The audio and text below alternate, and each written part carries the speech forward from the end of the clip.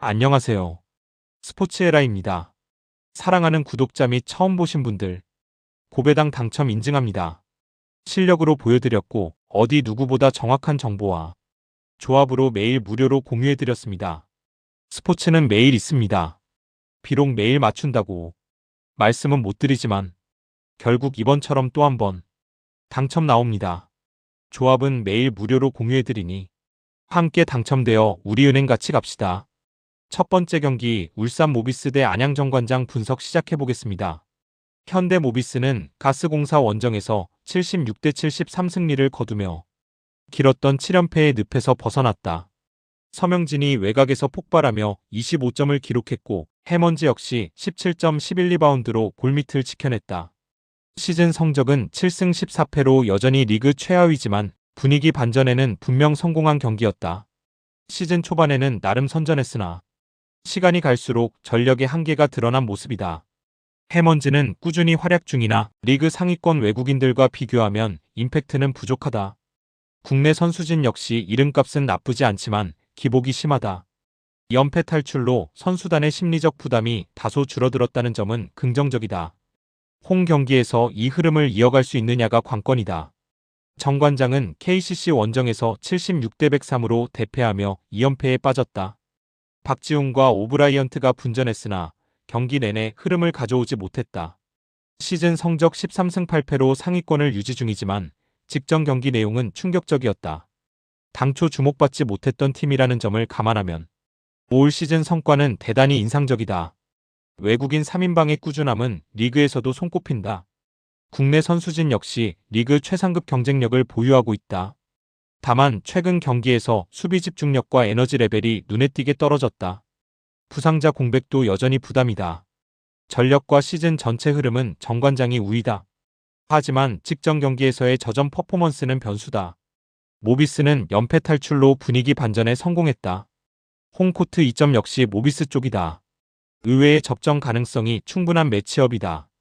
두 번째 경기 BNK썸 대 하나은행 분석 시작해보겠습니다. BNK썸은 신한은행 원정에서 63대 61 승리를 거두며 2연승을 기록했다. 주전과 벤치 자원들이 고르게 득점에 가담하며 이상적인 경기 운영을 보여줬다. 시즌 성적 5승 3패로 상위권에 자리하고 있다. 디펜딩 챔피언답게 큰 기복 없는 경기력이 강점이다. 베스트 5의 전력은 리그 최고 수준으로 평가받는다. 약점으로 지적됐던 벤치 역시 점점 안정감을 찾아가고 있다. 홈 경기에서는 수비 집중력이 더욱 올라간다. 우승 후보로서의 무게감은 여전히 건재하다. 하나은행은 삼성생명을 꺾고 6연승을 달리며 단독 선두를 질주 중이다. 당초 하위권 전력으로 평가받았다는 점을 고려하면 놀라운 성과다. 이이지마 사키는 리그 MVP급 퍼포먼스를 이어가고 있다. 지난해 부활과 박소희, 김정은의 안정감도 눈에 띈다. 팀 전체의 컨디션과 분위기는 최상이다.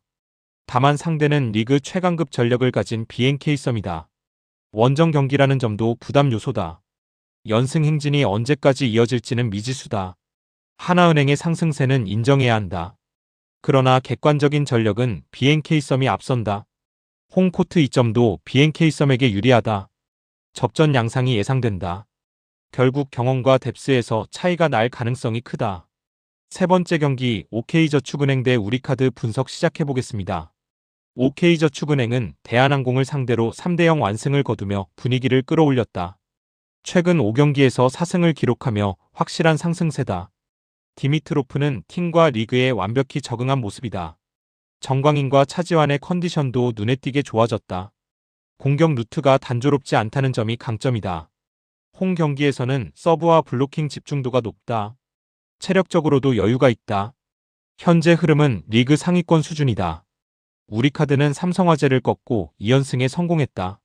아라우조와 알리의 공격력은 리그에서도 손꼽힌다. 다만 시즌 내내 기복이 심했다. 연승과 연패를 반복하는 흐름이 이어지고 있다. 외국인 의존도가 지나치게 높다. 국내 선수들의 기여도가 부족하다. 원정 경기에서는 더욱 불안정하다. 상위권 도약에는 한계가 보인다. 양팀 모두 연승 중이지만 내용은 다르다. OK저축은행의 경기력과 임팩트가 더 좋다. 홈 이점과 체력 우위도 OK 쪽이다. 우리카드가 한 세트 정도는 가져갈 수 있다. 전체 승부는 홈팀이 유리하다. 네 번째 경기 페퍼저축은행 대 IBK기업은행 분석 시작해보겠습니다. 페퍼저축은행은 6연패에 빠지며 분위기가 크게 가라앉았다. 조이는 연일 맹활약하고 있지만 도움은 부족하다. 시즌 초반의 돌풍은 완전히 사라졌다. 국내 선수진의 기여도가 현저히 떨어진다. 팀 전체 에너지 레벨도 낮다. 수비와 범실 관리에서 문제를 드러내고 있다. 홈 이점 외에는 기대 요소가 많지 않다. 반등의 계기가 절실하다. 기업은행은 도로공사에 패했지만 흐름은 나쁘지 않다. 그 이전 4연승을 기록하며 확실한 반등에 성공했다. 빅토리아와 육서영의 공격력은 위력적이다. 시즌 전 평가를 고려하면 아직 잠재력이 크다. 전력과 뎁스는 페퍼보다 한 수 위다. 경기 운영에서도 안정감이 있다. 원정 경기 부담도 크지 않다. 상위권 도약을 노릴 수 있는 시점이다. 최근 흐름과 전력 모두 기업은행이 앞선다. 페퍼는 조이 외에 믿을 자원이 부족하다. 홈 2점만으로 격차를 메우기 어렵다. 경기력 차이가 비교적 분명하다.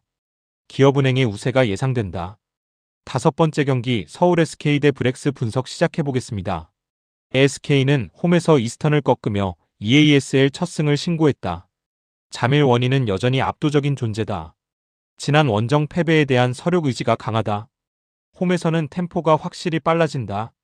외곽 수비가 이번 경기 최대 변수다. 오원희의 골 및 우위는 여전하다. 안영준의 지원 사격이 중요하다. 홈팬들의 응원도 큰 힘이다. 우츠노미야는 조직력이 강점인 팀이다. 지난 맞대결에서 공격력을 과시했다. 원투펀치의 파괴력은 여전히 위협적이다. 원정 경험도 풍부하다. 다만 SK홈은 쉽지 않은 환경이다. 클러치 상황에서 집중력이 관건이다. 외곽 수비 대응이 중요하다. 경기 운영 능력은 높다. 전력상 우츠노미야가 근소 우위다. 하지만 이번 경기는 SK홈이다. 서력전이라는 동기부여도 크다. 원희의 영향력이 승부를 가를 수 있다. 의외의 결과도 충분히 가능한 경기다. 여섯 번째 경기 알바르크 도쿄 대 창원 LG 분석 시작해보겠습니다. 알바르크는 리그 최상위권 수비력을 자랑한다. 홈 경기에서 조직력은 더욱 단단해진다. 사이즈와 로시터의 존재감이 크다. 최근 경기력도 상승세다. 상대 득점을 최소화하는 데 능하다. 클러치 운영도 안정적이다.